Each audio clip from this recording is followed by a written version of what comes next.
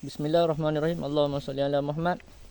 Okey, kita nak bercakap pula tentang tiga gerak. Tiga gerak yang ada, yang kita ajak lah. Tapi saya hanya tumpu kepada dua gerak saja. Satu gerak lagi saya tak ajak.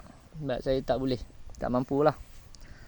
Okey, mau tak mau belajar silat ni, kita tak boleh lari daripada unsur-unsur orang panggil rohani dan kebatinan. Siapa rasa tak boleh terima, tinggalkan, tak ada masalah. Kita ada tiga gerak. Gerak yang pertama adalah gerak rohani, gerak roh. Gerak roh kat sini apa maksud dia? Itu adalah tentang agama. Dia tak ada kena-mengena sangat pun dengan dunia persilatan ni, tak ada. Dia tentang diri kita. Kita ni hamba, kita ada Tuhan, kita ada agama. Itu gerak rohani. Untuk gerak rohani saya tak ajak lah. Saya bukan ustaz kan. Saya tak layak lah untuk ajak. Jadi gerak rohani ni terbahagi pula pada tiga. Mudah faham. Nak bagi mudah fahamnya apa dia? Yang pertama adalah ilmu. Ilmu apa? Adalah ilmu fardu ain. Ilmu agama lah, ilmu fardu ain tu. Yang kedua adalah mujahadah. Maksud mujahadah apa? Mujahadah untuk dalam ilmu fardu ain tersebut lah. Mujahadah dalam agama, dalam mencari Tuhan, dalam perjalanan kita kepada Tuhan, dalam memperbaiki diri, membersihkan hati, dalam menjadi manusia dan hamba Allah yang bertakwa, dalam menegakkan apa syariat dan hakikat ahli sunnah wal jamaah lah. Maksud dia menegakkan prinsip-prinsip agama, falsafah-falsafah beragama ni dalam hidup. Itu mujahadah. Maksud dia kita berjihad untuk jadi hamba Allah yang soleh. Mujahadah. Yang ketiga apa? Yang ketiga adalah duduk dengan orang-orang yang soleh. Duduk dengan orang yang mencintai Allah dan Rasul, mencintai sahabat Nabi, mencintai ahlul bait Nabi, mencintai para ulama dan sebagainya lah. Duduk dengan golongan yang maksud dia kita kena berkawan dengan orang-orang baik. Maksud itu gerak rohani. Gerak rohani ni adalah untuk akhirat, untuk keselamatan kita ke akhirat. Untuk bahasa mudah fahamnya, gerak rohani ni tak ada kaitan sangat pun. Ia hanyalah tentang gerak diri kita dalam mencari Tuhan, dalam kembali kepada Tuhan. Itu saja. Saya nak sembang lebih-lebih pun saya pun tak pandai lah. Yang kedua adalah gerak batin. Apa maksud gerak batin ni?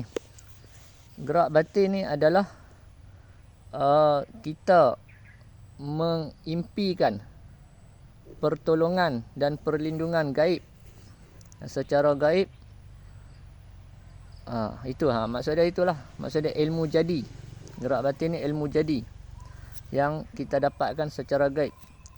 Tapi gerak batin ni terbahagi kepada tiga pula. Tiga. Dia ada harus, sunat dan haram. Haram tu apa? Haram tu ilmu sihir. Kita tak ambil lah ilmu sihir, tak mau. Biarlah kita tak hebat, tak kuat pun, janji kita bukan ambil ilmu sihir. Kita bukan belajar, kita tak mau daripada ilmu-ilmu yang terpesong dari ajaran agama.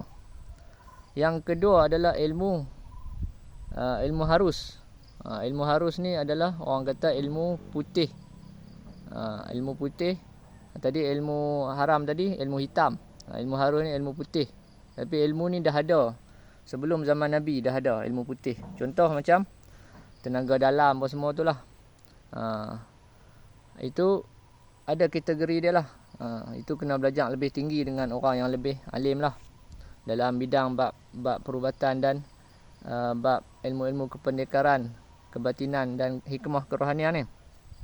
Yang seterusnya adalah ilmu sunat. Ilmu sunat ni lah yang kita nak ambil. Ilmu sunat ni terbahagi kepada dua pula.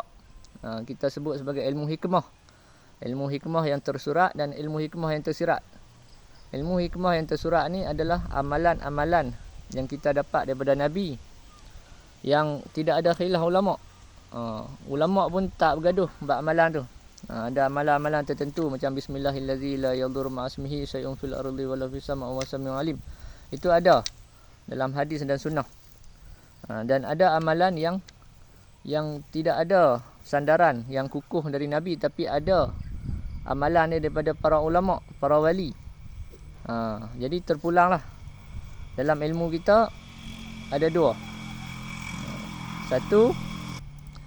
Satu yang tersurat dan satu lagi yang tersirat. Yang tersurat tu yang saya selalu sebutlah, tersirat adalah amalan laqad ja'akum. Ini antara amalan para ulama dulu-dulu, para hulu balang, pendekar. Maksud dia gitulah. Dan dia amalan yang ringan. Ringan dia adalah maksud dia.